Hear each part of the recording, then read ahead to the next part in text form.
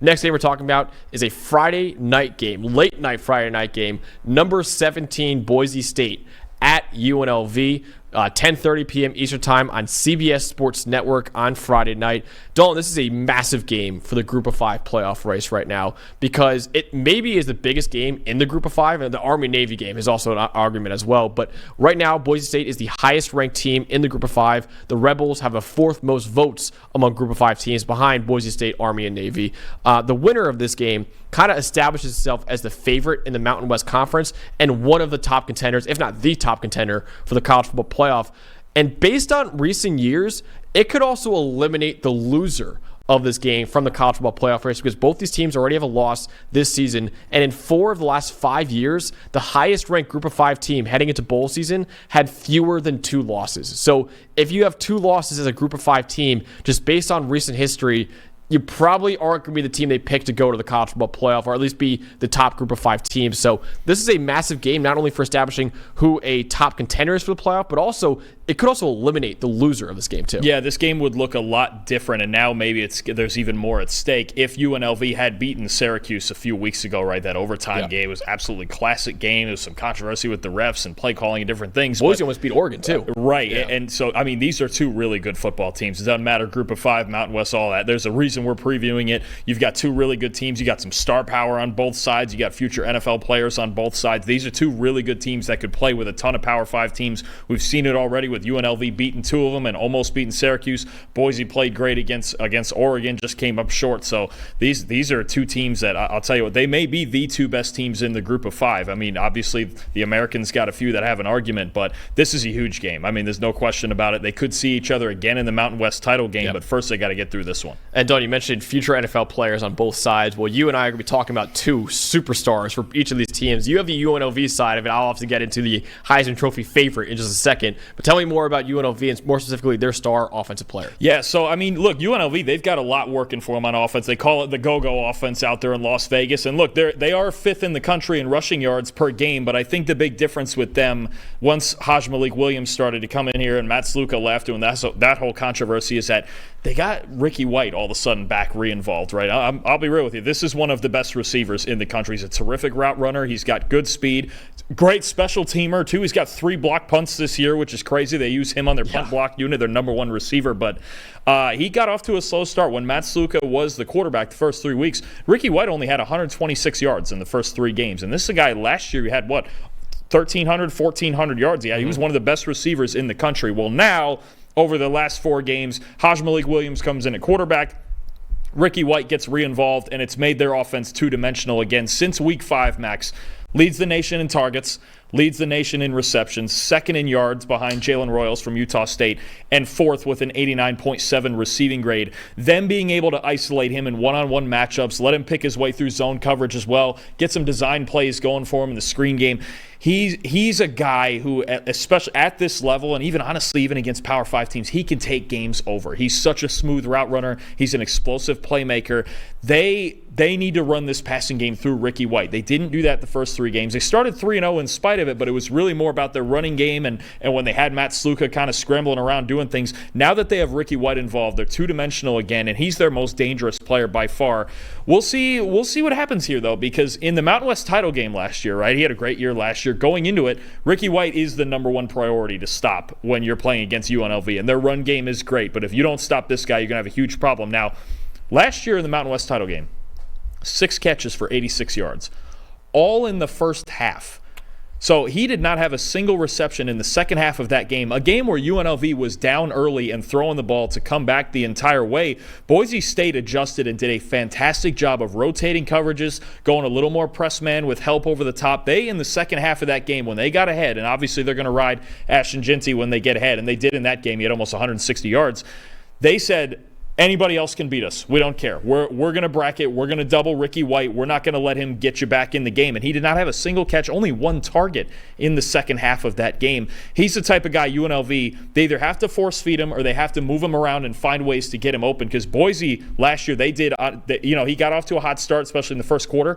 But Boise did an excellent job of rotating towards him, shutting him down the second half of that game. He's got to be a superstar for UNLV to win this game. And on the other side, there has to be another superstar, and who has been the best player in college football so far, Ashton Ginty. And Eli in the chat's already saying this is a massive game for his Ashton Ginty Heisman bet. He took Ashton Ginty preseason. Somehow Ashton Ginty had 75-1 odds to win the Heisman Trophy preseason, and now I believe he's tied with Cam Ward to be the favorite right now, plus 200. Yep. So this is a massive game. We're actually going to be watching this game with Eli. We're going to go out to the bars, and maybe I've heard some rumors of a slumber party happening afterwards at Eli's place. It may have to, honestly. It might have to with how late this game is. So that'll be a great fun game. That'll be fun. But dude, Ashton Ginty, listen, every time he touches the football, all of America, including Eli, holds their breath, man. He's college football's version of Michael Myers because the way he stands back there in the backfield, standing straight up, and he's been murdering opposing defenses this season on his way to one of the greatest years we've ever seen by a running back in college football. Right now, like I said before, he's a betting favorite for the Heisman Trophy, 98.5 rushing grade. The record is 96.2. He has 1,248 rushing yards, so he's on pace for nearly 2,500 rushing yards, only in 12 games, by the way. The record is Barry Sanders,